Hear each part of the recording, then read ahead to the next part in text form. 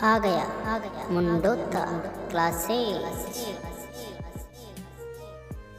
रीट की एग्जाम को लेके चर्चा हो चुकी है, उनकी बातें हो चुकी है।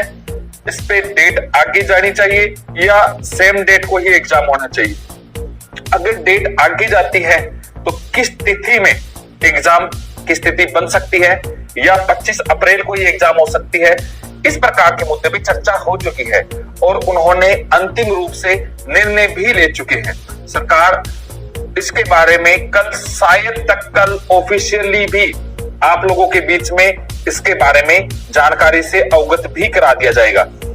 अब मुख्य रूप से जितने भी युवा जुड़ रहे हैं, मैं आप लोगों को क्लियर कर देता हूं कि सरकार की क्या मंशा है, सरकार क्या चाहती है। और सरकार इसमें कई लोगों की रोल था।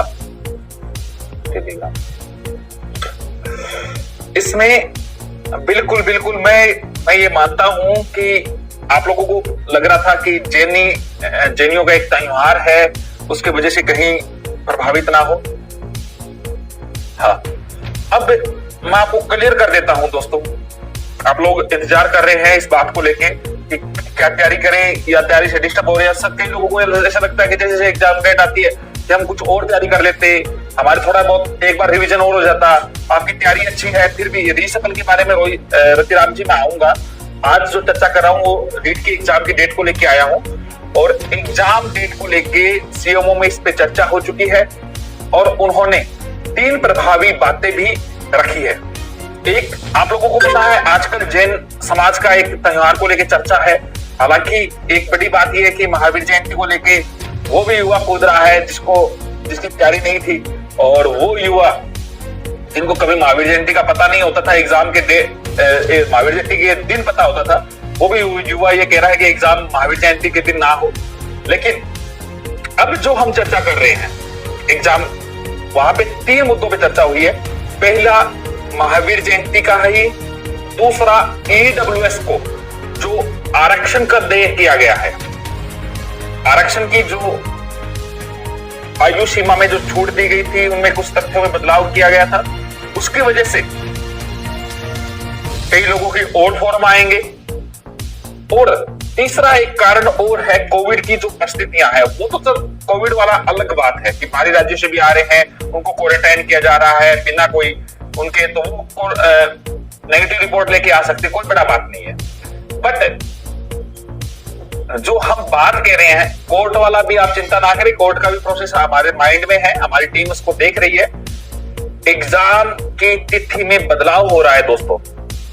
जो बड़ी बात है जो आप लोगों को मैं बताना चाह रहा था, एग्जाम 25 तारीख से आगे जाने की ये एक सीएमओ से हमें खबर मिली है और पुख्ता ही खबर है। हालांकि मैं इस चीज में बदलाव नहीं चाह रहा था, मैं खुद ही चाह रहा था कि एग्जाम समय पे हो, लेकिन सरकार ने इस बात को लेके एक महावीर जयंती वाला, एक आप लोगों को पता है उपचुनाव है, उपचुनाव में सरकार फायदा लेने के लिए ईडब्ल्यूएस में आरक्षण में जो आयु सीमा की जो छूट दी गई है उसको लेके, और तीसरा जो बड़ी बात है कि आप लोगों को पता है कि फॉर्म भरे जाएंगे, फॉर्म भरेंगे तो उनको कम से कम 1.5 महीने की तैयारी का अवसर मिलता है। उस आधार को बनाते हुए अब सबसे बड़ी बात यह है कि एग्जाम डेट को संभवतः इस तारीख में बदलाव हो रहा है। हालांकि मुझे तो पूरा कंफर्म है, लेकिन मैं इसलिए संभवतः इसलिए बोल रहा हूं कि लंकेश हमारी टीम का हिस्सा है दोस्तों।